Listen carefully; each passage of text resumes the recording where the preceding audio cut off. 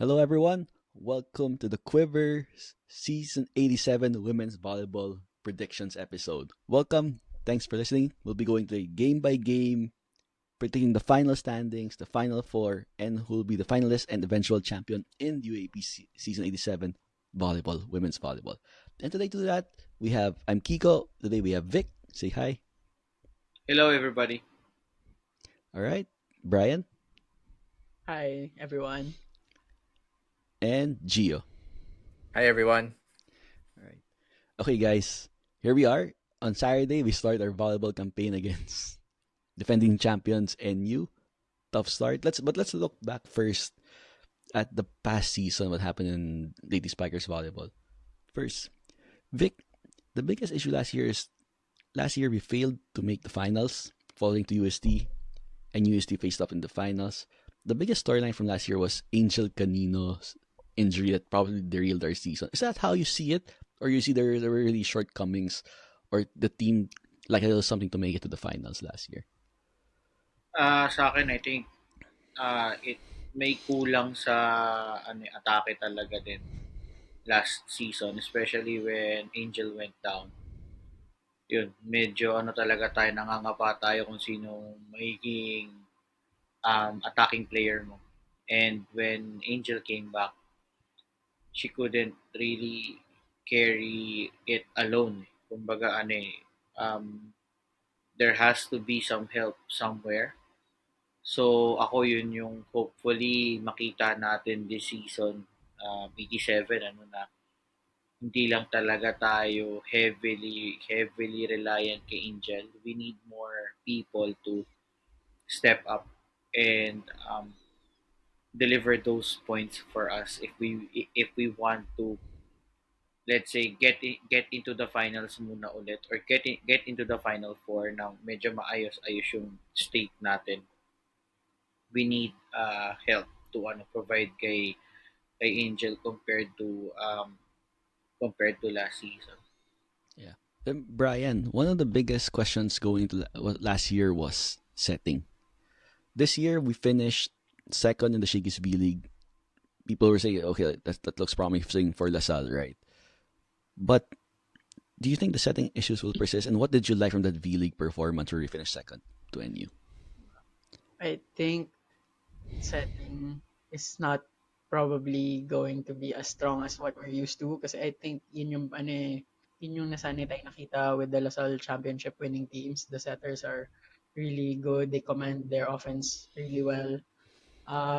Not to say that, I mean, we have confidence sa setters natin, but at the same time, alam mo yan na parang if we're gonna put it across the league, di natin confidently masabi na sila yung best in what they do. Mm. So I think what would have to happen is a bit of patience, but obviously in Lasal, may shortage of patience talaga when it comes especially sa volleyball. So Mm. what you can see is may mga capable naman na mag-deliver game in and game out. So I think what Coach Ramil has in store is to really know who to play at certain games, and then or at certain sets to be more specific.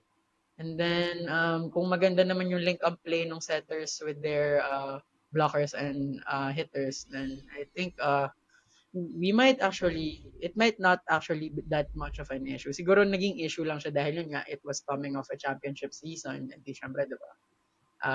The expectations are high, the standards were set. And, Ito eh, talaga Lasal yan eh. Lasal. exactly. May Lasal pa yun eh. So, Dapat oh, as it's a to be setter there. ka, at least top 3 ka in the league, diba? If not Yeah. 2 or top 1. So, what I liked in the in the V League is that no one shied away actually from the responsibilities, right? Regardless if veteran na sila or rookie sila. Parang they knew how to play with each other. Obviously, against a much more tight-knit NU team na talagang matagal na magkakasama Yeah. yung dun sa kanila. Mas alam nila maglaro against each other. Pero natalo din naman ng Lasal yung mga kagaya ng UST, Ateneo, Yeah. UE. So Although parang alam Brian, yun. Yeah. diba, the V League had unique rules. It could have senior high school players there. So even Yeah. Coach Ramil was experimenting. Do you think it's a good referendum or reference to what potentially how the season can play out? It could be, pero like what we always say when it comes to preseason, nagtataguan din kasi ng baraha. So at least I think we didn't show our full arsenal, full lineup there. Pero more of our opponents will be watching how our players are performing kasi alam baka mamaya sabihin nila, oh, ito na yung kaya ni Iboga. So meron mga poker face element dyan that we would see in the season naman kasi ito talaga yung pinaghahandaan nila season. Like we participate in the V-League, if we win it, good, pero parang it doesn't stop there. Sa UAP talaga yung final product. Then before we go to the predictions, Gio, we've seen it time and again, diba? It's a cycle eh. Ramil wins the championship, so our teams catch up, they start to question him, but like what Mika Esperanza says in our last episode, so catch that I haven't seen that. It's a very good insight from him that he knows how to adjust, adapt, and listens to people. It's a cycle. But given now what we struggled last year, is there pressure, even more pressure on Coach Ramil this season to prove himself once again? I think there's always been pressure on Coach Ramil. Like, if you're on top for such a long time, there's always been that pressure for him to keep staying on top. Like, alam mo yun, if you're champion, no one is chasing. You're ano eh, you're chasing after yourself. You're chasing after excellence, and sometimes that gets very hard. So I would actually imagine that last season, after what happened last season, it might have actually been easier for him because there are legitimate excuses. Eh. I mean, he won't use the excuse, but there are legitimate reasons why we ended up in third place. Lots of people left. Angel got injured, and I think that we might actually come into the season a little bit more relaxed, knowing that we're probably I in the Lasardi community size we're probably number one, but realistically after last season we might still be team number three, and it's up to us now to catch up after teams two and teams one. Yeah. All right. So now let's go. Let's see how we think these issues, the things to prove, how we bounce back this season, how Coach Ramil once again prove himself, plays out in our prediction standings. Before that, guys, don't forget to subscribe and like the Quiver YouTube and Spotify podcast. We'll be covering the volleyball season and all the sports on this podcast. Also, if you subscribe, you have a chance to win on the YouTube page. You have a chance to win an Ibarra watch, Ibarra Green Feo Green watch, and soon they'll also be releasing the special white edition for this volleyball season. So stay tuned for that. Okay, guys, are you ready for predictions? Let's go. We'll be going game by game. We'll have the final standings, so we'll see how we perform against each team, as you see here on the screen. Final four, finals, and champion. So let's see. I don't know how the volleyball community is very passionate community. Let's see how I don't know how they'll react to this. Siguro ko yung the volleyball community nag-away sa Bini community sa mga K-pop, sa mga extinction level event yan so in terms of being passionate and defending what they love. Diba? So let's see how it goes. So we'll go person by person, team by team, and we'll total up in the end. Okay.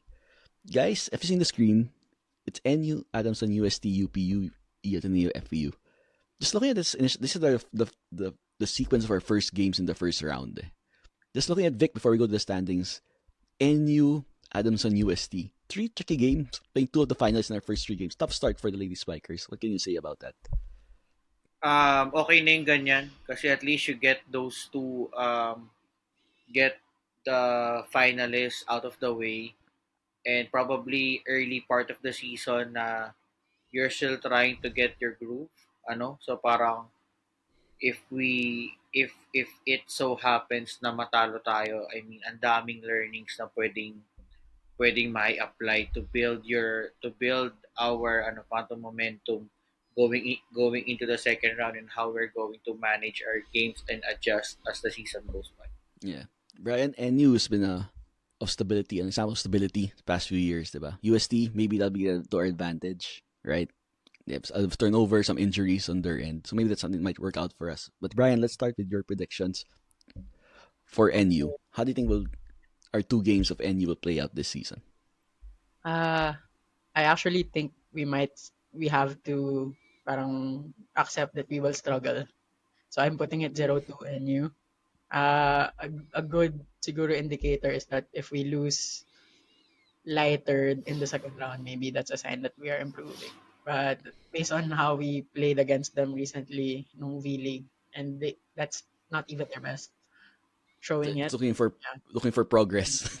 Pag yeah. NU mas ganun yung benchmark more than the wins, no? At least Tapos baka for masalat at sa least in the finals. first, yeah, at least in the first Yeah. round, in the first two games. Hoping na Alright. may game pa tayo, diba? Alright. Vic? I'll put 1-1. We Mm. will lose. We'll lose on the opener, but we'll get our groove come second round. Gio? Ako, I think 1-1. But I actually think it's the opposite. I think we're gonna win the opener. We'll surprise everyone. Expectations go sky high, and then we'll have to. They will adjust to us in the second round. Okay. I'm more in line Brian's thinking. I think we're gonna go 0-2 against NU, but I think we will see some progress or we'll be more competitive compared to last year. So I think that's something we'll see this season. So 0-2 for me. Okay. Guys, Adamson Falcons, Brian. So this team is more on the outside looking in, right? So the contenders for the Final Four. Itong si Adamson. Yeah, Brian. So a quick background of what I know sa Adams. Malakas yung core nila from the high school.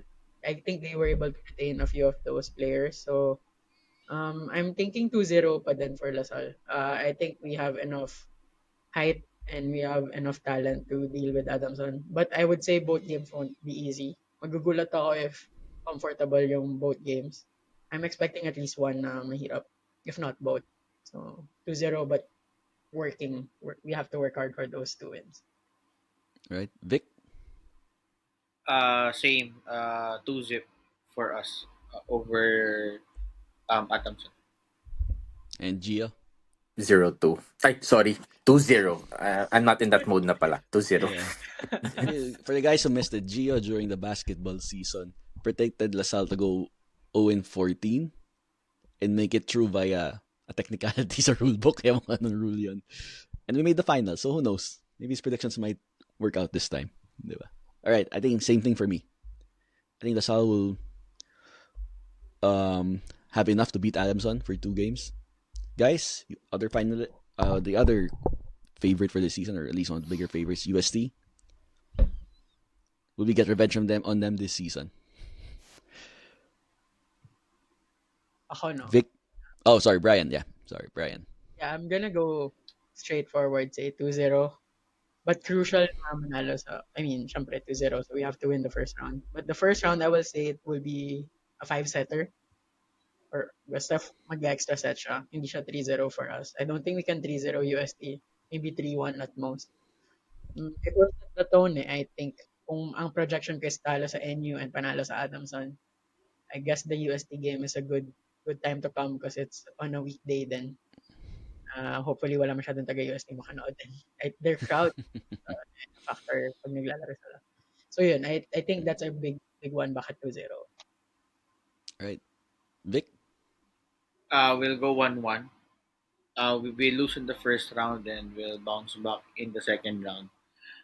Ganon yung mas gusto ko sanang mangyaring scenarios kasi if ganon talaga siya mangyayari, it means we are picking at the right time come second round. Kaya mas gusto ko na lahat ng talo nasa first round so that alam mo yun, na kapag we learn from those mistakes and then we try to sharpen our arrows as we go along second round and the films and then playoffs and then finals. All right. Gio? I think we're gonna go. I think we're gonna go 0-2 against UST. I think that 0-2. over the last. Yeah, I think over the last. This is a serious prediction, not a joke prediction. Kasi may pagka-kontrapelo sa UST sa atin. So you're thinking, may ganun siya. I think ever since the last 2 seasons, lagi sila yung kontrapelo natin eh. So it always took an insane amount of effort for us to get through it. So I don't think it's gonna be any different this year. Yeah. I think we'll go 1-1. I think we'll split with them. Right? I think we have enough talent to beat them with their season turnover and what's been going in the off-season for them. But I think we'll have enough we might have to split our season series with them. Guys, next part, UP, Ateneo. Middle part of the schedule, on paper, looks like the easier part on paper, but you'll never know in UAP volleyball, diba? We never know what teams turn up, what surprises the season will bring. Brian, UP. UP. Last season, umabot tayo ng 5 sets with them, if I remember correctly. Yeah. And I think it's one of the games na wala si Angel. With her Mm. back, I mean, hopefully not Kala ko mag-bonfire na sila noon after. Kung ano, yung UP. Baka uso yun. I mean, given ano naman, at our full strength, dapat 2-0. We also played against them in the preseason. I think they took us sa 10. Pero yun nga, there's the unique setup there that we won't see in the UAP. So as long as they play their game, it should be a 2-0. And I also think straight sets pareho. If not, then maybe yun, baka may chink sa character. Okay. Natin. Vic, UP. We'll go 2-0 also over UP. I think we have more than enough to pull off 2 wins over them this season, even if their head coach, Coach Bok, is one of our assistants. Oo nga. The storylines Sure. itong off-season, So, di ba? Yeah. Lumipat sa UP. But kumbaga Dami sa nun, akin, dami regardless of Coach Bok's leadership there, I think we are capable enough of winning. I think that what makes UP, Vic, na one yung mga question marks ng season, what kind of UP team will we see na si Coach Bok, di ba, has had some time with the team now, di ba? How will they perform coming UAP season? Yep. Gio? I think we're going 2-0 against UP because they will avenge our finals loss. Okay. No, Same for- although seriously, I think we have more than enough firepower to beat UP. Okay. Same for me. 2-0 for you against UP. Standings, 2 wins. Guys, UE. Brian, UE, a bit of not expected to be as... We just talked Oh. about them, Kiko. Hmm? We just talked Ano about yan? them. Diba, UE? I mean, kalahati na, diba? UP and UE, pareho lang yun, diba? Team A, Team B eh. Tapos dalawa team Team A, entries Team nila B this lang yun. season eh. Ano, Okay. yung red, We still parang nasobrahan lang sa sa print yung shade. We still have to play them though twice, 4 times according to Gio. So if we play them again itong UE. Brian, prediction? Ito, UE, I really think because of what happened to them, it should be 2-0 for us. Babalik sila dun sa time na I think many fans, yung parang sinabi mo dun sa previous episode natin, pag naka-20 yung UE sa isang set, marami nang magkakamat ng ulo. I'm sad to say, I mean, I think UE still has a good team, kaso syempre malaking chunk of points yung nawala sa kanila in leadership eh. So I don't think that can be replaced so soon. And against us, especially, 2-0 lang. Alright. Vic? UE. Same thing. It should be 2-0 against you. Hindi tayo pwede matalo yan sa kanila this season. Medyo ano yan. Medyo yun yung Magkakagulo tayo niya. literal red flag na ano yan. Yeah, Pag yeah, tayo yeah. sa UE. It's it's not the coach's challenge. It's not. Hindi it's na. not- The coach's challenge. It's not the NFL coach's challenge. This challenge. Red flag na pang jowa levels yung Yeah. meron dito. Correct. Correct. Gio? UE? For UE, for me, 2-0. I mean, if you beat Team A, teams 2-0, yung Team B, dapat 2-0 din, di ba? Dapat lang. So, so 2-0, easy. I think we'll beat their team UP's team B as well. But I mean, pati we all know what happened to UE this off season. Talagang hindi ko alam kung sino pang players nila yung naiwan. So it's really not that promising for them this We've year. heard projections that they might finish last this season, but diba? Yep. Ganun, So, we'll yun yung see. projection. We'll see. Guys, Ateneo, Blue Eagles, as they want to be called now. A bit of a challenge here because bit of a challenge them getting people to watch their games apparently now this according to last season. Medyo struggling sila. I think the LaSalle rivalry, like you've said, like Mika said, it's been the peak. It's been the driver of UP volleyball fandom, right? Didn't have that much spice last year. I think people knew Lady Eagles were struggling. Nahawa yung basketball team, apparently, from basketball season. But hindi ka, Lasal, do you think the style will be more competitive this year? Brian? Should be a little. I think Ateneo can take inspiration from the preseason encounter where they push Lasal. Pero sa akin, yun nga, the UAP, Lasal should have learned from those instances in that game. And knowing Okay. na Ateneo cannot be pushovers even if, let's say, they haven't had the best of times recently. So as long as they do the job, I don't really think hindi magta 2-0, dapat 2-0 pa din to. 2-0. Okay. Vic? Oop, Should be 2-zip as well. Um, it was a close encounter during Shakey's pero kasi alam naman natin rules sa Shakey's na everybody has to play. So I think Yeah. if we really play our first team, I mean, we should be able to pull it through. Gio? 2-0. I think our dominance over Ateneo, long may it continue from Will it basketball, will we volleyball. drop a set? Will we drop a set?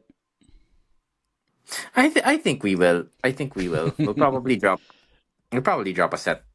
Maybe two, like one per game. I mean, no, I mean, I kind of think it's one of those na parang like it's one of those na we play like the last five already or whatever, Mm. and then give them experience, and then It's nakahabol makakaisa. yung Ateneo. Oh, makakaisa. It's more of that. Okay. Yeah, 2-0 for me against Neo. Nice last game, guys. FEU, one of the Final Four contenders this season. Last game in the first round. Always a tricky team against the Marita base squad. Brian, FEU. I'm tempted to go 1-1 here. Para lang compensate yung overprojection ko sa UST. I'm saying 1-1 kasi FEU, actually last season, funnily enough, sa kanila tayo pinaka hindi nahirapan. Parang it was the Yun last nga game eh. buo. Kasi I think second round yan yung nalaro niyang game and then after she got into an injury. So parang I think FEU has that capacity. They made it tough for NU and UST last season.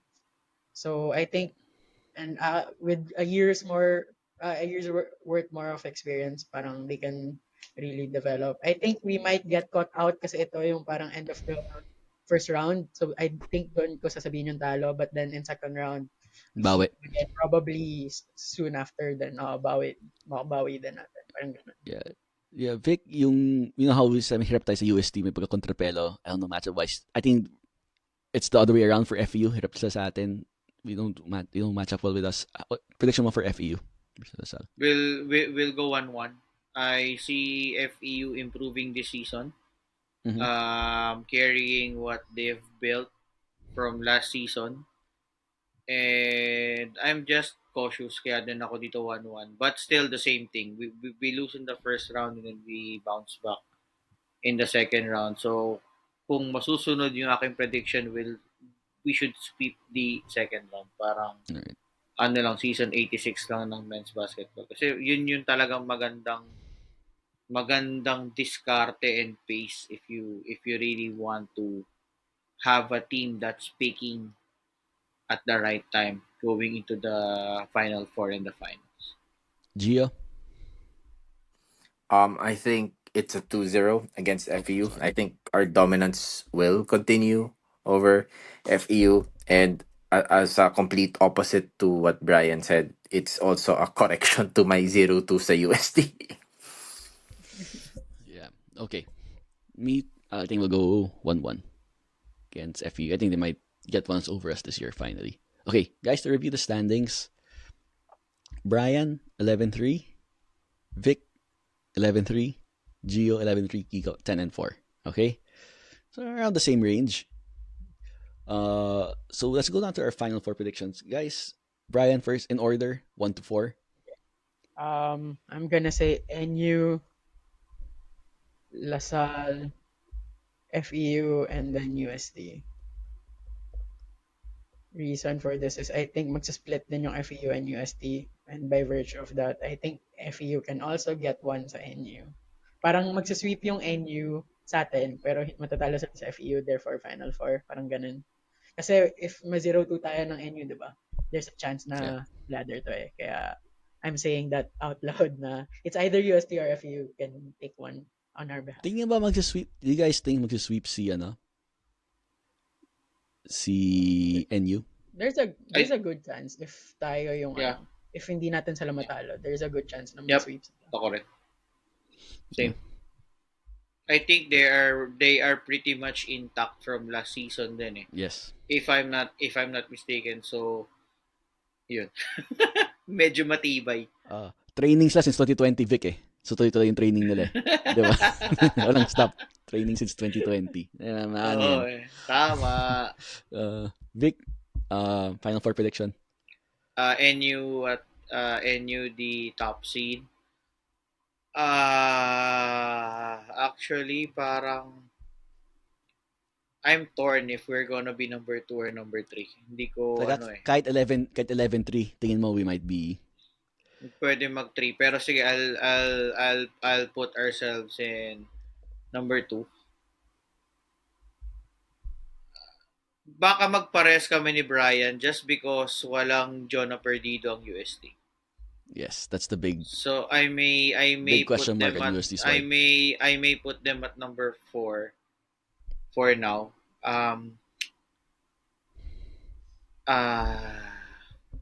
Yung Adamson kasi puro bata pa tong Adamson na to kasi. So I'm Spoiler. not Vic, kailangan mo lang pala linawin, Vic, kung sweep ba tong NU o hindi. Para lang step ladder ba sweep to? yan.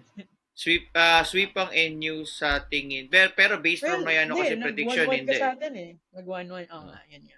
So, yeah, so yun sa akin there's a chance but based from pwedeng mag-sweep but based from my predictions hindi. Makaisa tayo. Yeah. Okay. Gia, your Final Four. I think NU goes number 1. I think LaSalle UST do a virtual best of 3. So let's say DLSU UST is 2 and 3. And then I think FEU goes number 4.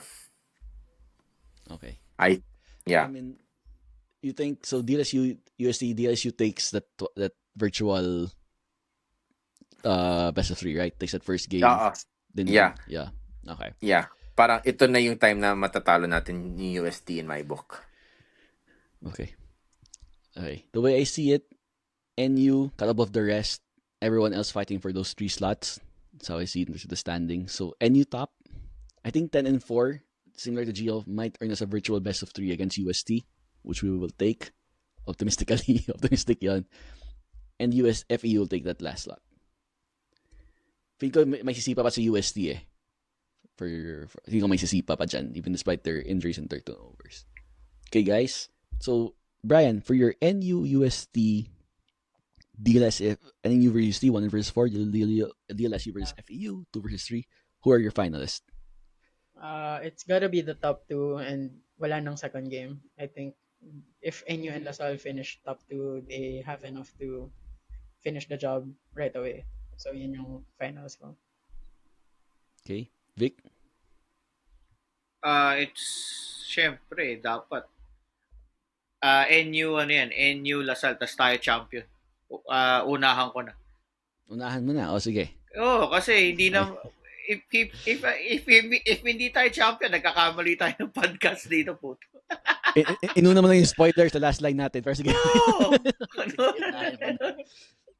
Diretso na natin yan. Diretso, LaSalle. Gio. Finalist. I think it's NU LaSalle. For sure. Yeah. Same here. I think no surprises. Final 4. Okay, guys. Like Vic said, ito yung test. Sino yung particular yung champion? Kakampi ba ako sa alma mater ko o sa mga employers ng kalahati ng show na to?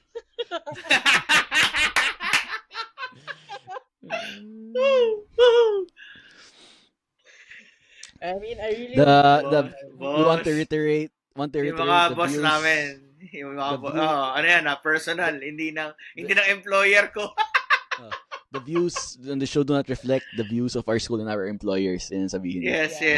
So don't worry, guys. yes. You guys are safe. Don't worry, you guys are safe. Well, the heart will always say Lasal to win.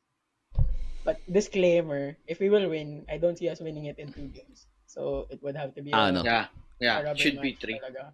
Gagapangan natin yun. Pleasantly surprising na yun if we seal it into, diba? Like, may something Yeah. new. Or unfortunately, diba, something we don't want to happen might happen if that would be the case. Yep. But, Okay. pero syempre, logically, at least right now, wala pang nalalarong 14 games, I want to put it out there lang na NEU yung tinitingnan ng mga tao na magcha-champion. So, Hindi, panindigan wouldn't mo. be a shock. Panindigan. Pero syempre, Panindigan mo. by heart, Joke lang. by heart Lasal talaga. Yun. I think we are obligated to pick the Lasal in this last bracket. Parang hindi ata like Vic said. Para may alumni Nagkakamali tayo ng show nito pag di Lasal ang pinredict natin. Oo. Welcome to the what's year ng NU? What's year ba? Hey, NU. Let's go. Let's go. Hey, welcome to the Bulldog podcast. We've got it all for you. Yan yung natin. Happy to serve. Happy to serve. Max lang tayo ng Bulldogs. Di ba? Pagka nag-champion yan, makikita ko sa opisina yan, panigurado. Sana hindi. Gio? I think I saw the high school team, I think 2 weeks ago na andun sila sa office. Gio? NU. Talaga. Daming sinabi. Ako, NU, tingin ko mananalo eh. No, I mean, okay. Wait. Hindi, okay lang. If Gio predicts it that way, Simple lang. Nung basketball, predict ko Lasal mag-champion. Di nagyari, di ba? So, ayo nga, tama. Ibahin natin. Pahiyang tayo. Ibahin natin, di ba? Ibahin. Tama. Any all caps. Ayun. Alright, because I'm not under the same obligations as Gio, I'm going with Lasal, of course. Yeah. Alright, guys, so to review our season 87 predictions. Brian 11-3, Vic 11-3, Gio 11-3, me 10-4, Lasal and NU, all of us picked them to make the finals. Lasal to be champion except for Gio. Just to give us, a fighting shot, diba, in terms of yung swerte. Okay, guys. I'm just taking one for the team. That's it, guys. Oo Okay. naman. So guys, what we did here, we're gonna post this similar format on our social media pages. Brian, just help me out with this one. We'll just post it. You can give out your own predictions for the season standings, for the Final Four, finalists, and champion. Send us. We'll discuss it on the show as well. Also, give us your, and tell us what else do you expect to happen this season for the Lady Spikers. Drop it in the comments. So we'd love to hear your views to all volleyball fans, as all fans everywhere. We're looking forward to this season. But guys, of course, don't forget to thank today's podcast sponsors. First, Blue Fire LPG for all your LPG needs, canteen, office and restaurants. Contact Blue Fire LPG on social media, and of course, Sabi Skincare. For fresh, rejuvenated skin, Sabi Skincare. Alright guys, so ito na naman, it's a volleyball season. We'll be seeing everyone on the weekends once again. See you at the games. Brian, I'm not sure kung may Yamaha I'm not sure kung fit yun sa volleyball yung Yamaha. So, abangan mo na lang. Abangan natin. Pag meron yun, alam ko gagawin namin ni Willie. Pupunta kami kahit mga Wednesday na men's games. Hindi, I mean, paano kaya nila isisingit yan, no? In between sets, no? Ay, may mga TV timeout pa rin ata yun. Feeling ko, doon nila isisingit yung Yamaha. Technical timeout. Yeah, pwede rin. Either on the technical timeout or in between sets siguro. Pero, interesting to magkakaroon ng Yamaha. Alright, so subscribe to the YouTube. Nakakabahan ako na ma-receive yung passes natin. Alright, subscribe guys to YouTube. We'll see you this game. Watch out for NU recap. Good luck to Lady Spikers. As I always say, Animo Lasal. Animo Lasal. Animo Lasal. Animo Lasal.